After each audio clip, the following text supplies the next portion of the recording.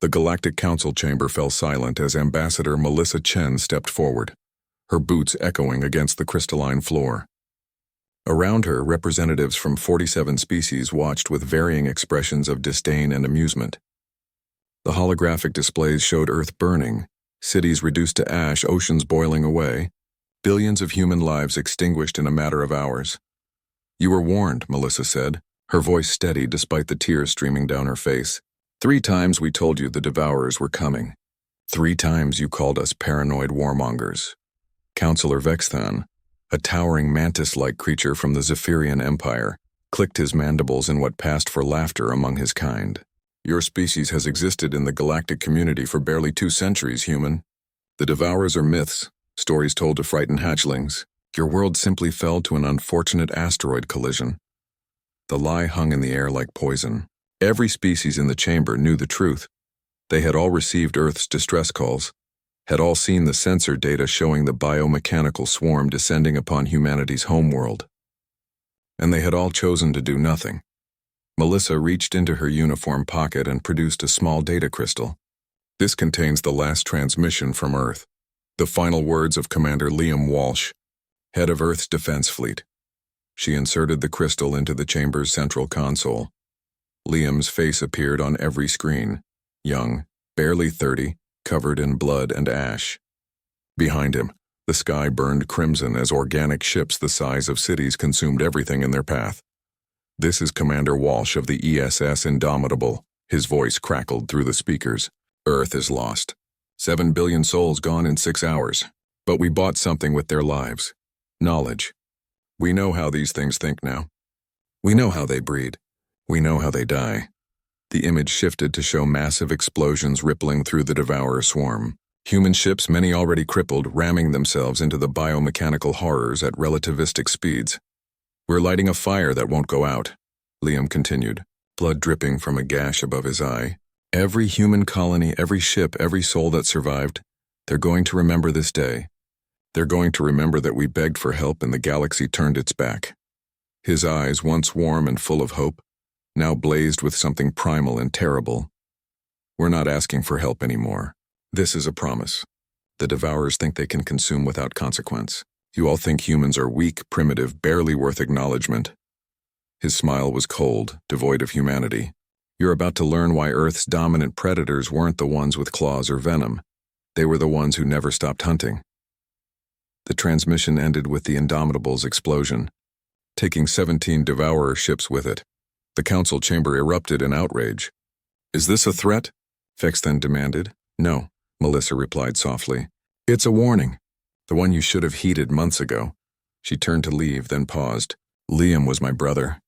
He proposed to his girlfriend the day before Earth fell. They were going to have children, build a life. Instead, he died ramming a warship into monsters you all pretended didn't exist. The council will sanction any aggressive human action," Vexthan warned. Melissa's laugh was bitter. "Sanction us? With what authority? You let Earth burn. You let the Devourers prove they're real. And now they're moving toward the core worlds, toward your homes." She brought up a tactical display. Red markers indicated Devourer movements, not retreating after Earth's destruction but spreading, multiplying, heading toward the densely populated inner systems. Humanity has 13 colonies left. 8 million survivors scattered across the frontier. We have 300 warships, most damaged, all outdated by your standards. She zoomed in on human fleet movements. "And yet we've destroyed 4 Devourer hive clusters in the last month. Do you know how? Silence, because we don't fight like you. We don't have elegant tactics or honor-bound rules of engagement. We fight like cornered animals because that's what you turned us into." Councillor Shavara, a crystalline being known for her wisdom, spoke for the first time. "What do you want, Ambassador?" "Want?" Melissa's voice cracked. "I wanted my homeworld back. I wanted my brother alive. I wanted the galaxy to give a damn when we screamed for help." She composed herself. "But what humanity needs is simple. Stay out of our way. We're going to war, not just against the Devourers, but against every force that preys on the weak. We're going to burn through this galaxy until every last one of those abominations is ash." "That's genocide," Vexthan hissed. "No," Melissa corrected. "Genocide is what happened to Earth while you watched. This is extermination, pest control. And if any species tries to stop us, if anyone gets between humanity and our vengeance, she let the threat hang. Shivara's crystalline form pulsed with concern. You're describing perpetual war. Your species will destroy itself. Maybe, Melissa admitted, but we'll take the devourers with us. And every species that hears our story will know one truth. Humans keep their promises. Liam promised the galaxy would burn, and I intend to honor that. She walked toward the exit, then stopped at the threshold. One more thing. Human ships are approaching the Vexthon system. Not to attack you, the Devourers will do that in approximately 16 hours. We'll be there to stop them. Consider it a courtesy we didn't receive. We don't need human help. Vexthon spat. Melissa smiled sadly. Then you'll die. But we'll save as many as we can anyway. Because unlike you, we remember what it's like to scream into the void and hear nothing back. As she departed, alarms began blaring throughout the council chamber. Sensors detected massive Devourer movements toward a dozen core worlds simultaneously. Shivara accessed the tactical feeds and saw them. Human ships, battered and scarred, positioning themselves between the Devourers and populated worlds.